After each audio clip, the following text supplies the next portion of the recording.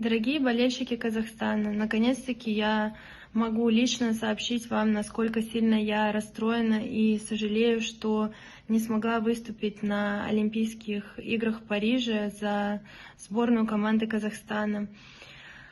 Я готовилась с командой и, к сожалению, прямо перед началом соревнований заболела, пролежала с температурой, и у меня были проблемы с дыханием, и врачи запретили мне выходить на корт.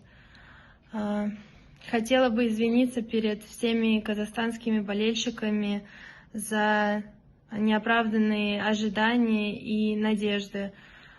Я безумно расстроена, так как достаточно много работаю со своей командой и хотела бы завоевать медаль. В прошлый раз на Олимпиаде в Токио я была достаточно близка, и, конечно же, это была моя большая цель.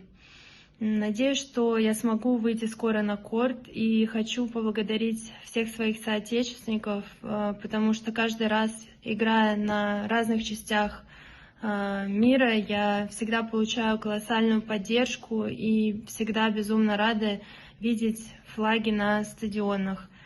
Большое спасибо и надеюсь на ближайшее возвращение на корт.